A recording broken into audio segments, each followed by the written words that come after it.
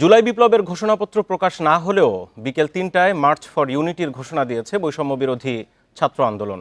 তবে সোমবার রাতে রাজধানীতে জরুরি বৈঠক শেষে সমন্বয়করা বলেন, জুলাই বিপ্লবের ঘোষণাপত্র প্রকাশে সরকারের উদ্যোগকে স্বাগত জানান তারা।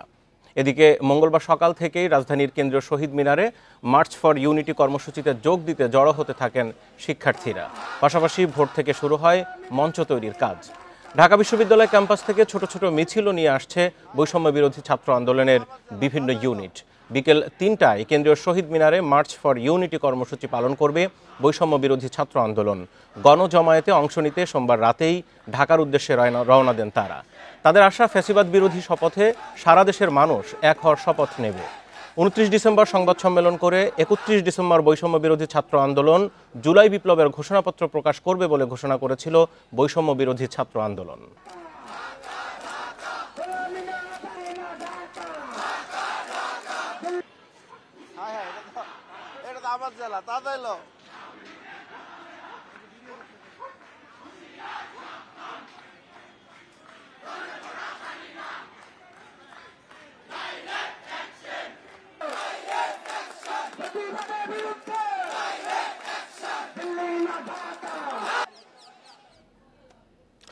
আমরা সরাসরি যাবো এই মুহূর্তে কেন্দ্রীয় শহীদ মিনারের সহকর্মী নূরে আলম রয়েছেন সেখান থেকে। নূরে আলম, ৩টার দিকে আনুষ্ঠানিকভাবে মার্চ ফর ইউনিটি প্রোগ্রাম শুরু হওয়ার কথা, ঘণ্টাখানেক বাকি আছে। এই মুহূর্তে শহীদ মিনারের পরিস্থিতি কি, আর আজকে এই কর্মসূচির মধ্যে কি কি থাকছে? আসলে বিক্ষোভ মিছিল হবে কিনা বা কি থাকছে?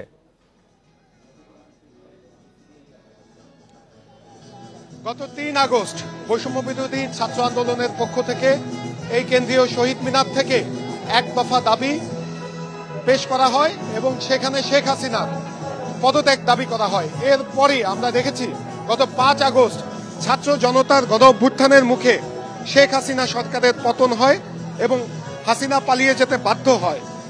এরপরে আজকে বৈষম্য বিরোধী ছাত্র আন্দোলনের আজকের এই সমাবেশ, এবং এই সমাবেশ থেকে মূলত জুলাই বিপ্লবের ঘোষণাপত্র দেওয়ার কথা ছিল, কিন্তু গতকাল রাতে সংবাদ সম্মেলন করে শুধুমাত্র সমাবেশ করার কথা বলা হয়।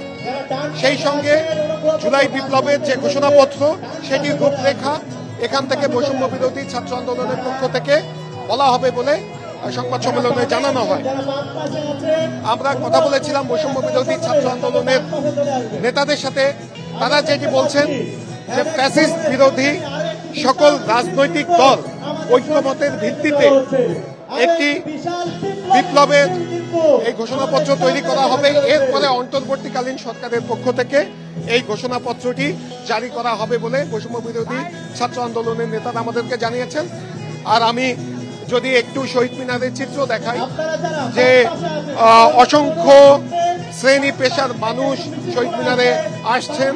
আমরা দেখছি দুপুরের পর থেকে শহীদ মিনারে ভিড় করছেন ছাত্ররা, নানা শ্রেণী পেশার মানুষ, ঢাকার বাইরে থেকেও মানুষ আসছেন। বলা চলে যে শহীদ মিনারের যে বেদির সামনের জায়গাটি সেটি আসলে পুরোটা ভরে গেছে। বিকাল ৩টায় সমাবেশ শুরু হবে, আরো জনসমাগম হবে। আমরা দেখছি যে ঢাকা বিশ্ববিদ্যালয় ক্যাম্পাস দিয়ে মিছিল করে শিক্ষার্থীরা এই সমাবেশে এসে অংশ নিচ্ছেন। আর এই সমাবেশকে কেন্দ্র করে ব্যাপক নিরাপত্তা ব্যবস্থা নেওয়া হয়েছে কেন্দ্রীয় শহীদ মিনারের। একটি বিষয়, আজকের এই মার্চ ফর ইউনিটিতে অন্যান্য রাজনৈতিক দল বা ছাত্র সংগঠন সেখানে যুক্ত হবে কিনা, ছাত্র সংগঠনের নেতারা সেখানে থাকবেন কিনা, কি জানা গেল?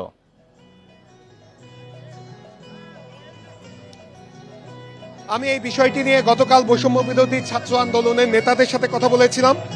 তারা যেটি আমাদেরকে বলেছে, তারা সব রাজনৈতিক দলের সাথেই তারা কথা বলছেন, এবং এই প্রেক্ষাপটেই তারা আজকের যে এই বিপ্লবের ঘোষণাপত্র সেটি আজকে তারা দিচ্ছেন না।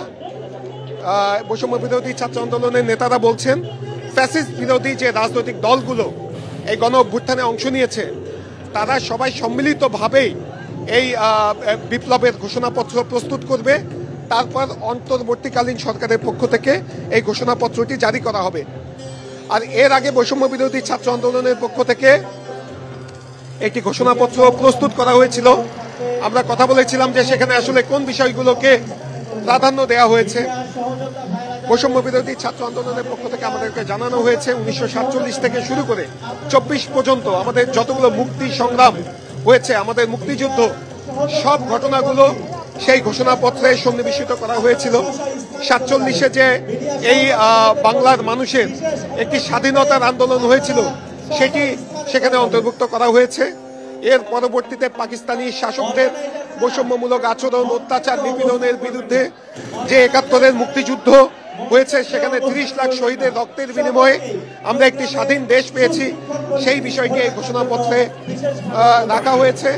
এবং এরপরে 72-এর যে সংবিধান, সেই সংবিধান যে মুক্তিযুদ্ধের চেতনা বাস্তবায়ন করতে ব্যর্থ হয়েছে এবং এই দেশে গণতান্ত্রিক পরিবেশ রক্ষা করতে এই 72-এর সংবিধান ব্যর্থ হয়েছে, সেই বিষয়টি এই ঘোষণাপত্রে বৈষম্য বিরোধী ছাত্র আন্দোলনের পক্ষ থেকে অন্তর্ভুক্ত করা হয়েছে। এরপরে 90-এর আন্দোলন, তারপরে বিগত 16 বছরে হাসিনা সরকারের আমলে বিডিআর হত্যাকাণ্ড।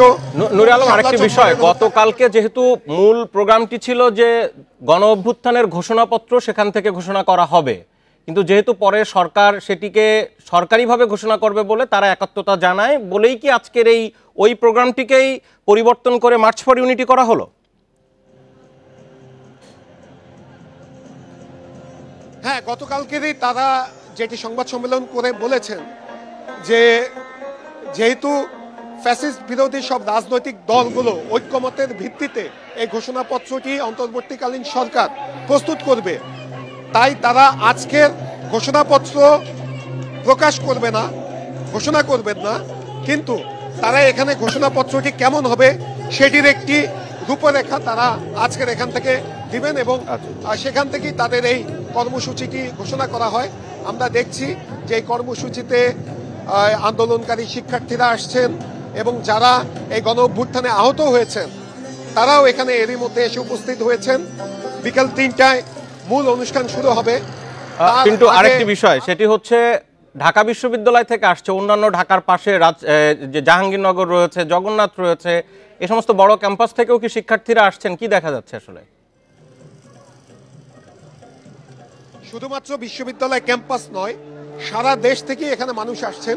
কিছুক্ষণ আগে একটি মিছিল এখানে এসেছে যেটি সিলেট থেকে এসেছে এবং খুলনার দিক থেকেও বিশাল একটি মিছিল এখানে এসে উপস্থিত হয়েছেন এবং তারা একটি বৈষম্য বিরোধী ছাত্র আন্দোলনের নেতারা একটি অভিযোগ করেছেন যে এই সমাবেশ, বিশেষ করে খুলনার দিক থেকে যে সমাবেশটি আসছিল, সেখানে গোপালগঞ্জে স্থানীয় আওয়ামী লীগের নেতাকর্মীরা তাদের সেই গাড়িগুলোর উপরে হামলা করেন বলে এই বৈষম্য বিরোধী ছাত্র আন্দোলনের নেতাকর্মীরা অভিযোগ করছেন এবং তারা আমাদেরকে কিছু ছবিও দিয়েছেন। তারা বলছেন সেই সঙ্গে আজকের এই সমাবেশ থেকে গত ফ্যাসিস্ট আমলের যারা সুবিধাভোগী সরকারি কর্মকর্তা রয়েছে, পুলিশ রয়েছে, বিভিন্ন শ্রেণী পেশার ফ্যাসিস্টদের সুবিধাভোগী যারা রয়েছে, তাদের বিরুদ্ধেও বিচার নেয়ার দাবি তুলবে বৈষম্য বিরোধী ছাত্র আন্দোলনের নেতারা, এমনটি জানিয়েছেন তাদের শীর্ষ নেতারা। তো বলা চলে যে আগামী দিনের বাংলাদেশ কেমন ভাবে চলবে সেটির একটি রূপরেখা আজকের এই সমাবেশ। আপনি আরেকটা বিষয় বলছিলেন যে শিক্ষার্থীরা আসার পথে গোপালগঞ্জে তাদের উপরে হামলা হয়েছে, এটি কি শুধু গোপালগঞ্জে নাকি দেশের অন্য কোথাও আর এ ধরনের ঘটনা ঘটেছে?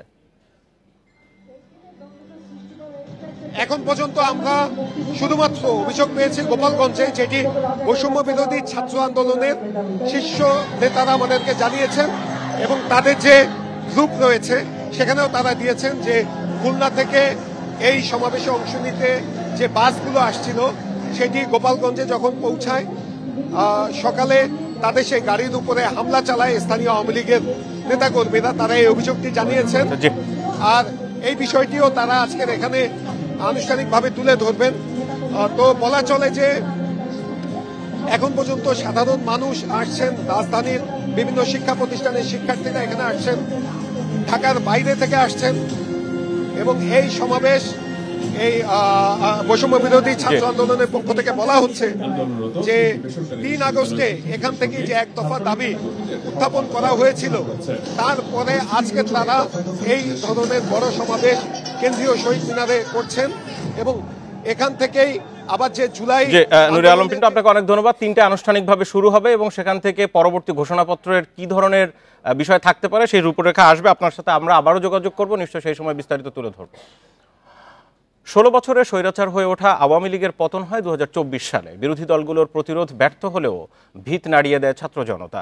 বৈষম্য বিরোধী ছাত্র আন্দোলনের তোপে পরাস্ত হয় ফ্যাসিবাদী শাসন। তাসের ঘরের মতো ভেঙে পড়ে ক্ষমতার দুর্গ। পালাতে বাধ্য হয় শেখ হাসিনা। এরই সাথে খুলেছে সম্ভাবনার দুয়ার। স্বপ্ন তৈরি হয়েছে বৈষম্যহীন ও নিরাপদ দেশ গড়ার। 2024 সালের 7 জানুয়ারি দ্বাদশ সংসদ নির্বাচনের আগে থেকেই চলছিল উত্তেজনা। বিএনপি জামাত নির্বাচন বয়কট করায় চাপে পড়ে আওয়ামী লীগ।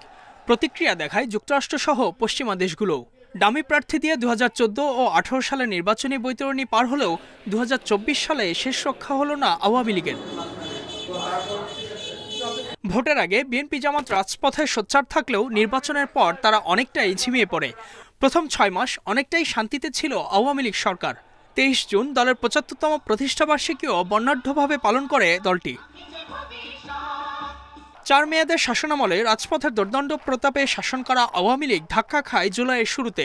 কোটা সংস্কারের দাবিতে রাস্তায় নামা ছাত্রদের আন্দোলনের শুরুতে নমনীয় ছিল সরকার, কিন্তু তৎকালীন প্রধানমন্ত্রী শেখ হাসিনার একটি উক্তিতে উত্তাল হয়ে ওঠে ঢাকা বিশ্ববিদ্যালয় সহ দেশের শিক্ষাঙ্গন।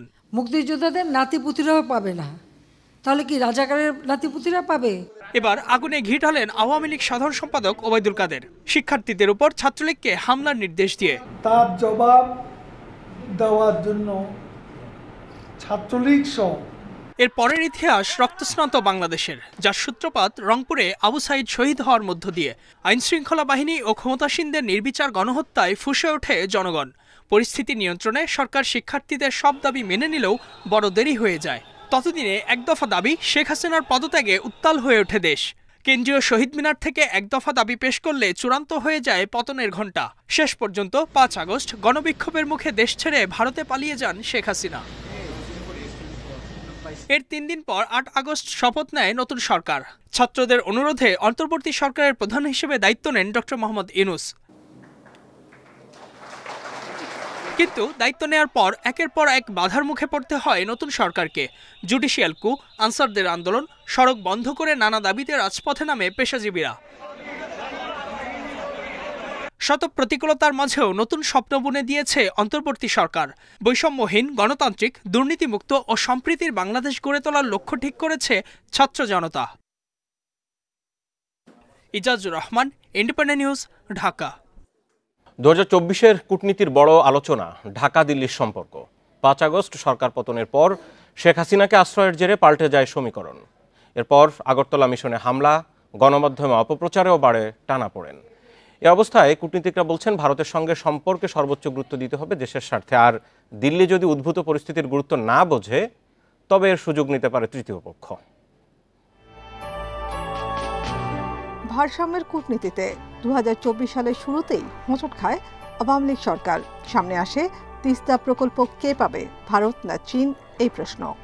এবছর দুবার দিল্লি আর পরে 5 ঘন্টার ব্যবধানে বেজিং থেকে সফর সংক্ষিপ্ত করে ফিরে আসেন শেখ হাসিনা। সেই দোলাচল কাটতে না কাটতেই জুলাই আগস্টের ছাত্র জনতার আন্দোলনে পতন ঘটে স্বৈরাচারের। গণ আন্দোলনের পতনের পর ভারতে আশ্রয় নেন পতিত সরকার প্রধান শেখ হাসিনা। অন্তর্বর্তী সরকারের সঙ্গে এ নিয়ে দিল্লির সঙ্গে শুরু হয় ঢাকার টানাপোড়েন, আর এতে আরও তিক্ততা বাড়ায় ভারতীয় গণমাধ্যমের অপপ্রচার।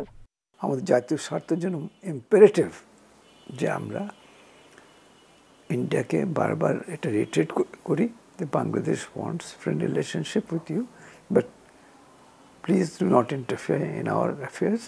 এটা চেঞ্জ এটা আসছে, ওটা আমাদের জনগণের ওদের একটু বেশি। হ্যাঁ, বন্ধুত্ব চাই, কিন্তু আমরা দাসত্ব চাই না। সম্পর্কের টানাপোড়েনের এক পর্যায়ে আগরতলায় বাংলাদেশ মিশনে হামলা চালায় উগ্রপন্থী ভারতীয়রা। প্রতিবাদে স্বাধীনতার পর প্রথম ভারতের হাইকমিশনারকে তলব করে পররাষ্ট্র মন্ত্রণালয়। সম্পর্কের বরফ গলাতে ঢাকায় আসেন দেশটির পররাষ্ট্র সচিব বিক্রম মিস্ত্রি। এমন পরিস্থিতিতে মুক্তিযুদ্ধের পর প্রথমবারের মতো 14 নভেম্বর করাচি থেকে চট্টগ্রাম বন্দরে আসে পাকিস্তানের পণ্যবাহী জাহাজ। বাংলাদেশিদের জন্য ভিসা ফ্রি করে দেশটি। ইসলামাবাদের সঙ্গে সম্পর্ক জোরদারের ক্ষেত্রে কিছু ইস্যুর মীমাংসা জরুরি বলছেন বিশ্লেষকেরা। ভারত যতই আমাদের ট্রেডের জায়গাটা কমিয়ে আনবে বা এই ধরনের ক্যাম্পেইনগুলো চলবে, ততই বেশি কিন্তু আমরা ডাইভার্সিফাই করব, এবং ডাইভার্সিফাই যখন করব সেখানে পাকিস্তানও সেভাবে এটার মধ্যে এসে যাবে। সেই জায়গাটা আমাদেরকে একটু খেয়াল রাখতে হবে জিনিসটা, এবং এটা ভারতকেও ফ্যাক্টর ইন করতে হবে জিনিসটা। কিন্তু আমি মনে করি না যে এটা ৭১কে কখনো আমরা ভুলে যাব। সেখানে পাকিস্তানের অবশ্যই এটা রাষ্ট্রীয় পর্যায়ে ক্ষমা চাইতে হবে। দেশের স্বার্থ নিশ্চিত করে আঞ্চলিক স্থিতিশীলতার স্বার্থেই দিল্লির সঙ্গে ন্যায্যতার ভিত্তিতে সম্পর্কে জোর দিচ্ছেন বিশ্লেষকেরা। নাফিজুদ্দৌলা, ইন্ডিপেন্ডেন্ট নিউজ, ঢাকা। ভারতের সাবেক প্রধানমন্ত্রী ডক্টর মনমোহন সিংয়ের মৃত্যুতে শোক জানাতে সকালে ঢাকায় ভারতীয় হাই কমিশনে যান অন্তর্বর্তী সরকারের প্রধান উপদেষ্টা প্রফেসর মোহাম্মদ ইউনুস। ভারতীয় হাই কমিশনার প্রণয় ভার্মা তাকে স্বাগত জানান। প্রফেসর মোহাম্মদ ইউনুস হাই কমিশনে রক্ষিত শোক বইয়ে স্বাক্ষর করেন। শোক বার্তায় ডক্টর ইউনুস ভারতের সাবেক প্রধানমন্ত্রী মনমোহন সিংকে নিজের কাছের বন্ধু হিসেবে উল্লেখ করেন। মনমোহন সিংয়ের মৃত্যুতে তিনি নিজের, বাংলাদেশের জনগণ ও সরকারের পক্ষে ভারতের জনগণ ও সরকারকে গভীর শোক জানান। গত ২৬ ডিসেম্বর ৯২ বছর বয়সে বার্ধক্যজনিত নানা জটিলতায় মারা যান মনমোহন সিং।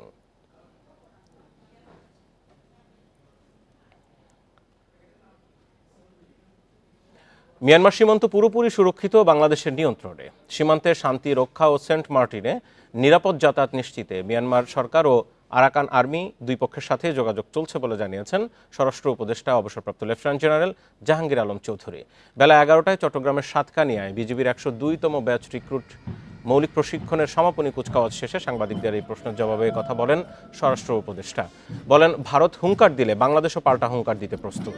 পুলিশি বিজিবির জনবল বৃদ্ধি ও আধুনিকায়নে সরকার কাজ করছে বলেও জানান জাহাঙ্গীর আলম চৌধুরী। এ সময় অপপ্রচার বন্ধে গণমাধ্যমকে দেশের প্রকৃত পরিস্থিতি তুলে ধরতে আরও সোচ্চার হওয়ার আহ্বান জানান স্বরাষ্ট্র উপদেষ্টা।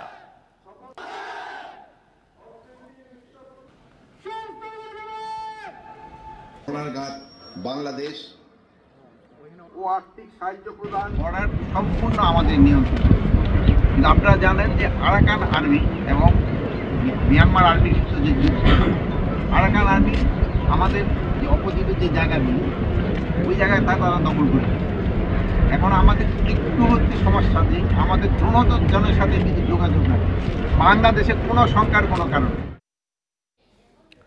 সংবিধান সংস্কার কমিশন সহ ৬ সংস্কার কমিশনের প্রতিবেদন ৩১ ডিসেম্বরের মধ্যে জমা দেওয়ার কথা থাকলেও এখনো পর্যন্ত কোনো কমিশন প্রতিবেদন জমা দেয়নি। মন্ত্রিপরিষদ বিভাগ থেকে জানা গেছে ৬ সংস্কার কমিশনই সময় বাড়িয়ে নিয়েছে। পুলিশ সংস্কার কমিশন জানিয়েছে মন্ত্রিপরিষদ বিভাগ থেকে ১৫ই জানুয়ারি পর্যন্ত সময় বাড়িয়েছে তারা। এর মধ্যে তারা প্রতিবেদন জমা দেবেন। নির্বাচন সংস্কার কমিশন প্রধান বদিউল আলম মজুমদার বলছেন ৩ জানুয়ারি তাদের প্রতিবেদন জমা দেওয়া হবে। দুদক সংস্কার কমিশন প্রধান ইফতেখারুজ্জামান বলেন ৩ অক্টোবর সংস্কার কমিশন গঠন করা হলেও তারা কাজ শুরু করেছে ৭ অক্টোবর, তাই ৭ জানুয়ারির মধ্যে তারা প্রতিবেদন জমা দেবেন। সংবিধান সংস্কার কমিশন থেকে জানা গেছে আগামী ৭ জানুয়ারি তাদের প্রতিবেদন জমা দেবেন প্রধান উপদেষ্টার কাছে।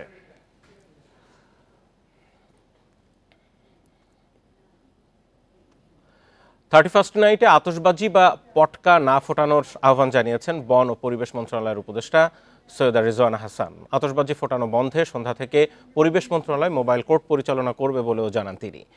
সকালে ধানমন্ডিতে গাছে থেকে পেরেক অপসারণ কর্মসূচিতে এসব কথা বলেন। গাছ সুরক্ষা আইনের জন্য একটি আইন করা হয়েছে। এই আইনের মধ্যে পেরেক ঠুকে বিজ্ঞাপন বন্ধ করার একটি আইন সংযোগ করা হবে। আইনের বিধি চূড়ান্ত হলে শাস্তির বিধান চালু করা হবে বলে জানান পরিবেশ ও বন উপদেষ্টা। দেশে আর কোনো স্বৈরাচারকে ক্ষমতা আসতে দেওয়া হবে না বলে মন্তব্য করেছেন বিএনপির স্থায়ী কমিটির সদস্য আমির খসরু মাহমুদ চৌধুরী। সোমবার চট্টগ্রামের মাঝিরঘাট এলাকায় জাতীয়তাবাদী শ্রমিক দলের সমাবেশে তিনি এই মন্তব্য করেন। আমির খসরু মাহমুদ চৌধুরী বলেন, দেশে গণতন্ত্রের হাওয়া বইতে শুরু করেছে, নির্বাচনী আমেজ বইছে। ভিন্ন রূপে বা বহু রূপে আর কোনো স্বৈরাচারকে থাকতে দেওয়া হবে না। ভোটের মাধ্যমে দেশের মানুষকে তাদের প্রতিনিধি নির্বাচনের সুযোগ করে দিতে হবে।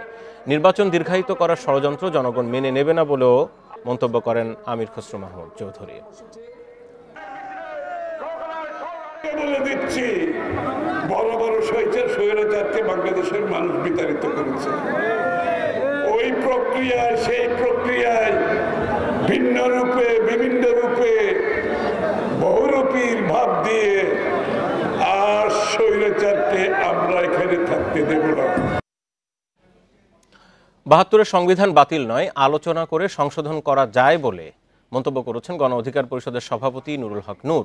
দুপুরে রাজধানীর নয়াপল্টনে দলীয় কার্যালয়ে এই মন্তব্য করেন তিনি বলেন, বিভিন্ন সময় সংবিধান ১৭ বার সংশোধন করা হয়েছে, তাই বাতিলের দরকার নেই, বরং সবার সাথে আলোচনা করে সংশোধন করা যায়। এ সময় গণ অধিকার পরিষদের দুটি অংশকে আবার একীভূত করার ঘোষণা দেওয়া হয়। নূর বলেন, বৃহত্তর স্বার্থে সকল ব্যবধান ভুলে গণ অধিকার পরিষদকে এক করা হয়েছে। এ সময় ৭১-এর মুক্তিযুদ্ধ নিয়ে তিনি বলেন, জাতি একবারই স্বাধীন হয়, ৭১-এর সাথে ২৪-এর তুলনা চলে না। শেষ গন্তব্য রাষ্ট্র সংস্কার এবং আলাপ আলোচনার পরে দেশে অবাধ, সুষ্ঠু, নিরপেক্ষ নির্বাচনের মাধ্যমে একটা ক্ষমতার পালাবদল ঘটবে। কিন্তু তার আগের যে কার্যক্রমগুলো, এই যে বিচারিক প্রক্রিয়া সম্পন্ন করা, গণহত্যার সাথে জড়িতদের বিচারের মুখোমুখি করা। হবিগঞ্জের বাহুবলে গ্যাস লাইন মেরামতের সময় বিস্ফোরণে ৪ শ্রমিক নিহত হয়েছে। এ খবরে আরো বিস্তারিত নিয়ে ঘটনাস্থল থেকে সরাসরি আছেন সহকর্মী আবু সালে নুরুজ্জামান। আবু সালে, ঘটনা আসলে ঠিক কিভাবে ঘটলো, যথেষ্ট নিরাপত্তা ব্যবস্থা সেখানে ছিল কিনা, বিস্তারিত জানান।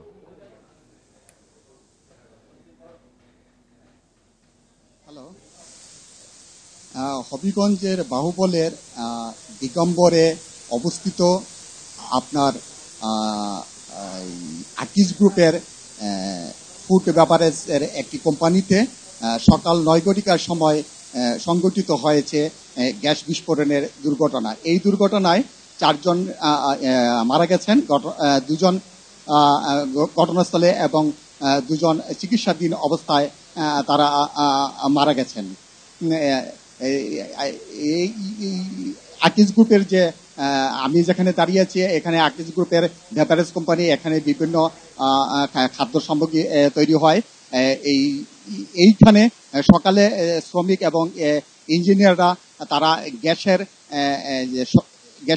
লাইনটি তারা এখানে রক্ষণাবেক্ষণ করছিলেন এবং রক্ষণাবেক্ষণের সময় হঠাৎ বিস্ফোরণের ঘটনা ঘটলেই এই দুর্ঘটনা ঘটে। দুর্ঘটনায় আপনার ঘটনাস্থলে 2 জন এবং হাসপাতালে নেওয়ার পর 2 জন মারা যায়। তারা এই উসমানী সিলেট মেডিকেল কলেজ হাসপাতালে চিকিৎসাধীন অবস্থায় মারা গেছেন বলে আমরা নিশ্চিত হয়েছি, প্রশাসনের ঊর্ধ্বতন কর্তৃপক্ষ জানিয়েছেন। ইতিমধ্যেই এই আকিজের বেভারেজ কোম্পানিটিতে আপনার জেলা প্রশাসক, পুলিশ সুপার সহ ঊর্ধ্বতন কর্তৃপক্ষ তারা পরিদর্শন করেছেন এবং জেলা প্রশাসক ইতিমধ্যে যেটা জানিয়েছেন এবং এটা দুর্ঘটনাটি যে ঘটেছে এই দুর্ঘটনার জন্য এবং তারা সংশ্লিষ্ট যে কোম্পানি রয়েছে তারা তদন্ত করে দেখবে এর কারণটা কি কারণে এই ঘটনাটি সংঘটিত হয়েছে।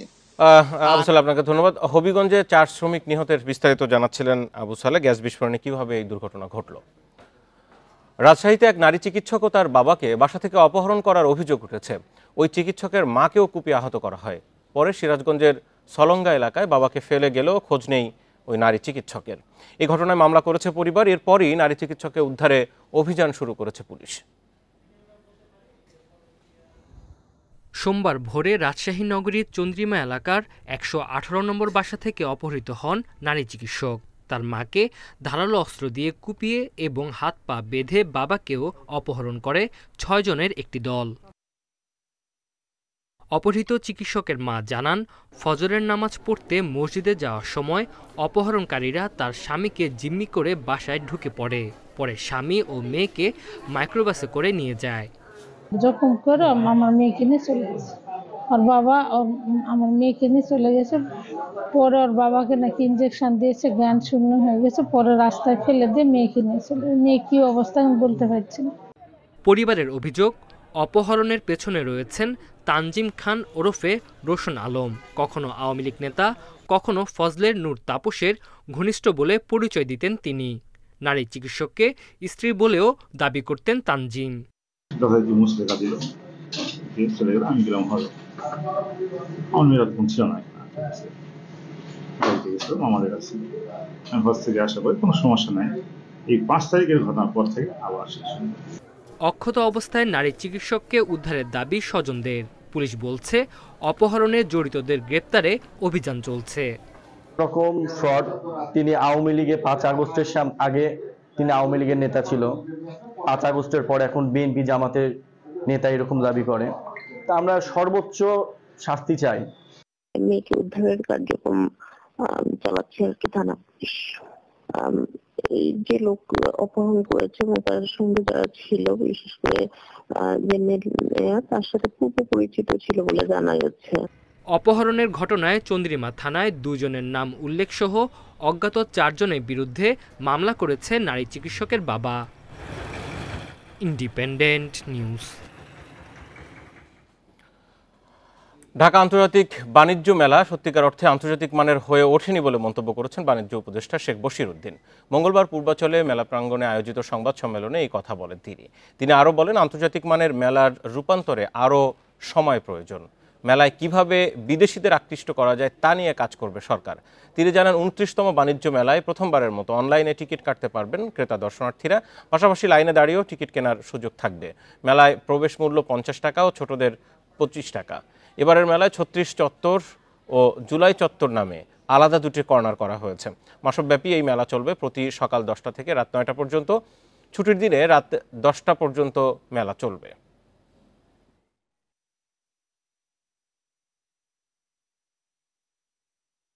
আন্তর্জাতিকভাবে যারা এটাতে অংশগ্রহণ করবেন তারা মাসব্যাপী একটা মেলায় আসার ক্ষেত্রে অনেক সময় একটু অনীহা প্রদর্শন করেন, যেহেতু ওনাদের খরচের একটা বিশাল একটা খরচের বিষয় চলে আসে। এটার নামও সম্ভবত 2-1বার পরিবর্তন হয়েছে, বাণিজ্য মেলা, আন্তর্জাতিক বাণিজ্য মেলা, শুধু বাণিজ্য মেলা। সো আমার ধারণা আস্তে আস্তে এটা রূপান্তরিত হবে। এটা যে শেপ ডিজার্ভ করে সেই শেপে একদিন এটা ইনশাল্লাহ যাবে। বছরের শেষ সূর্যাস্ত উপভোগ করতে কুয়াকাটা সমুদ্র সৈকতে ভিড় করেছেন পর্যটকরা। এরই মধ্যে অগ্রিম বুকিং হয়ে গেছে বেশিরভাগ হোটেল মোটেলগুলো। হোটেল মালিকরা জানান, 2য় ও 3য় শ্রেণীর হোটেলগুলোতে কিছু রুম ফাঁকা রয়েছে। পর্যটকদের দৃষ্টি আকর্ষণে এরই মধ্যে হোটেল, মোটেল, রেস্তোরাঁ, বিনোদন স্পট সহ বিভিন্ন স্থানকে রঙিন লাইট, বেলুন দিয়ে সাজানো হয়েছে। এছাড়াও নতুন বছরকে স্বাগত জানাতে বেশিরভাগ হোটেল ধোয়ামোছা করে নতুন সাজে সেজেছে। পর্যটকদের নিরাপত্তায় জেলা প্রশাসন ও ট্যুরিস্ট পুলিশ নানা উদ্যোগ নিয়েছে।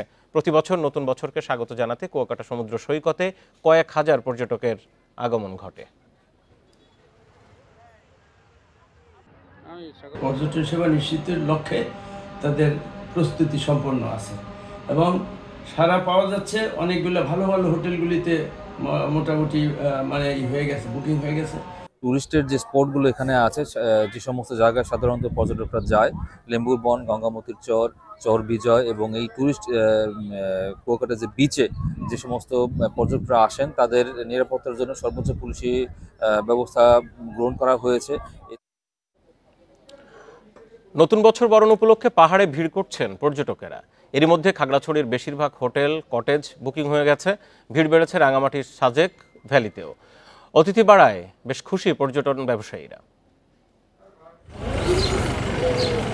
খাগড়াছড়ির আলোটিলার রহস্যময় সুড়ঙ্গ, ঝুলন্ত ব্রিজ, বৃষং ঝর্ণা সহ অসংখ্য স্পট পর্যটক টানে সারা বছরই। তবে নতুন বছর বরণ উপলক্ষে পর্যটক সমাগম এখন স্বাভাবিকের চেয়ে বেশি। খাগড়াছড়ি ভ্রমণে আসায় বেশিরভাগ পর্যটকের আগ্রহ থাকে সাজেক ভ্যালি ঘিরে। যাতায়াত সুবিধার কারণে খাগড়াছড়ি হয়ে রাঙামাটির সাজেকে যাতায়াত করেন তারা। এরই মধ্যে পর্যটকের উপস্থিতি বেড়েছে রুইলুই ও কংলাক পাড়ায়। খুবই ভালো লাগছে, আর নতুন বছর উপলক্ষে নতুন একটা জায়গা ঘুরে দেখা হলো আমাদের। তো মেঘের সাম্রাজ্য বেশ ভালো লেগেছে। খাগড়াছড়ি এবং সাজেকের মানে মেঘগুলা খুব ভালো লাগছে এবং আলুটিলা এগুলা দেখে আমাদের কাছ থেকে অনেক মানে ভালো লাগছে। এই সময় ঘুরতে আসার পরিবেশটা খুবই সুন্দর, বিশেষ করে খাগড়াছড়ি আর সাজেক যে ইয়াটা খুবই ভালো হয়েছে। আমরা নতুন বছরকে বরণ করার জন্য মূলত ঘোরার উদ্দেশ্যে আসছি। পর্যটকদের রুম বুকিংয়ে ছাড় দিচ্ছে অনেক হোটেল মোটেল। পর্যটক সমাগম বাড়ায় বিদায়ী বছরে ক্ষতি পুষিয়ে ওঠার আশা ব্যবসায়ীদের। নতুন বছর বরণকে ঘিরে পর্যটকদের ব্যাপক আগমন লক্ষ্য করছে। আমরা সেভাবে প্রস্তুতি নিয়ে রেখেছি। ইতিমধ্যে আমাদের হোটেল বুকিং হয়ে গেছে এবং আমরা প্রত্যাশা করছি যে আগামীতে এইভাবে পর্যটকের আগমন অব্যাহত থাকবে। পর্যটকদের নিরাপত্তা নিশ্চিতে কাজ করছে ট্যুরিস্ট পুলিশ। নিয়মিত টহলের পাশাপাশি রয়েছে সাদা পোশাকের পুলিশও। খাগড়াছড়ি যতগুলো পর্যটন কেন্দ্র রয়েছে তার মধ্যে আলুটিলা, তারপর এই জেলা পরিষদ পার্ক, এগুলো হচ্ছে যে কি মেইন। এর বাইরেও আমরা পর্যটকের আনাগোনার উপর ভিত্তি করে মায়াবিনী লেক, দেবতা পুকুর এই ধরনের জায়গাগুলো যাচ্ছি। আর প্রয়োজন ভেদে সাজেকগামী ট্যুরিস্টদের স্পট বা অন্যান্য সুবিধাও দিয়েছে। নতুন বছর বরণ উপলক্ষে খাগড়াছড়ি ও রাঙামাটির সাজেকে অন্তত 20,000 পর্যটক সমাগমের আশা ব্যবসায়ীদের। Independent news. 2024-এর শেষ সূর্যাস্ত আজ। কুয়াকাটা সমুদ্র সৈকতে কতটা মানুষ ভিড় করলেন, কি অবস্থা সেখানে, পর্যটকরা কি বলছেন, বিস্তারিত নিয়ে এই মুহূর্তে আমার সাথে সরাসরি সেখান থেকে যুক্ত হয়েছেন সহকর্মী ফরিদ উদ্দিন। জানাবেন আজকে আসলে এই দুপুরের দিকে সেখানে কি পরিস্থিতি, কেমন পর্যটক দেখতে পাচ্ছেন, কোনো সমস্যা আছে কিনা? একই স্থানে দাঁড়িয়ে উপভোগ করা যায় সূর্যোদয় সূর্যাস্ত, তাই কুয়াকাটা সমুদ্র সৈকতে মানুষের কাছে আকর্ষণীয়। এবছরের মতো সূর্যাস্ত বিদায় জানাতে, নতুন সূর্যকে স্বাগত জানাতে কুয়াকাটা সৈকতে পর্যটকের আগমন ঘটে। গতকাল বিকেল থেকেই সৈকতে এ সকল পর্যটকের আগমন ঘটে। তবে বিগত বছরগুলোর তুলনায় এবছর আশানুরূপ পর্যটক আগমন ঘটেনি জানিয়েছেন পর্যটক সংশ্লিষ্ট ব্যবসায়ীরা। আমি এখন দাঁড়িয়ে আছি কুয়াকাটা সৈকতের 0 পয়েন্টের। এখন দুপুরবেলা, এজন্য অধিকাংশই পর্যটক হোটেল মোটেলে অবস্থান করেছেন। তবে বিকেল হওয়ার সাথে সাথেই সৈকতে পর্যটক সংখ্যা আরও বাড়বে। এখন যারা পর্যটক রয়েছেন তারা কিন্তু সমুদ্রের নোনা জলে গা ভাসিয়ে আনন্দ উন্মোদনায় মেতেছেন। অনেকেই বেঞ্চিতে বসে প্রাকৃতিক সৌন্দর্য উপভোগ করেছেন, অনেকেই প্রিয়জনদের হাত ধরে এক প্রান্ত থেকে অন্য প্রান্তে ঘুরে বেড়াচ্ছেন, অনেকেই পরিবার ও প্রিয়জনদের সাথে সেলফি তুলে সামাজিক যোগাযোগ মাধ্যমে ছড়িয়ে দিচ্ছেন। মোট কথা কুয়াকাটা সৈকত জুড়ে এখন উৎসবের আমেজ চলছে। আমি আপনাকে আরেকটি বিষয় জানিয়ে রাখি, এখানে আমার সাথে কথা হয়েছে হোটেল মোটেল অ্যাসোসিয়েশন কর্তৃপক্ষের সাথে। তারা যেটা জানিয়েছেন, সাপ্তাহিক ছুটি না থাকায় এবং মঙ্গলবার হওয়াতে গত বছর তুলনায় এবছর পর্যটক সংখ্যা অনেক কম। এখন পর্যন্ত আমাদের হোটেল মোটেল যা বুকিং রয়েছে তারা জানিয়েছেন 60 থেকে 70 ভাগ হোটেল বুকিং রয়েছে। এবছর পর্যটক সংশ্লিষ্ট ব্যবসায়ীদের নিয়ে পর্যবেক্ষণের জন্য মনিটরিং সেল গঠন করা হয়েছে। কোনো ব্যবসা প্রতিষ্ঠান যদি অতিরিক্ত ভাড়া খাবারের দাম বেশি রাখে তার বিরুদ্ধে ব্যবস্থা নেওয়া হবে। আমি আপনাকে আরেকটি বিষয় জানিয়ে রাখি, আমার সাথে কথা হয়েছে ট্যুরিস্ট পুলিশের সাথে। তারা যেটা জানিয়েছেন, শুধু 0 পয়েন্টেই নয়, লেম্বুর বন, গঙ্গামতি, কাউয়ারচর, সব সুটকিপল্লী, রাখাইনপল্লী, সব দর্শনীয় স্পটগুলোতে অতিরিক্ত পুলিশ সদস্য মোতায়েন রয়েছে। এছাড়া কোনো ধরনের অপ্রীতিকর ঘটনা যাতে না ঘটে এজন্য পর্যটক এলাকা জুড়ে সৈকতে সৈকত এলাকা জুড়ে মনিটরিং সেল গঠন করা হয়েছে। এই ছিল কুয়াকাটা থেকে আমার সর্বশেষ। আমরা ছিলাম সরাসরি কুয়াকাটা সমুদ্র সৈকতে। সংবাদ দুপুর আজ এ পর্যন্ত। এতক্ষণ সাথে থাকার জন্য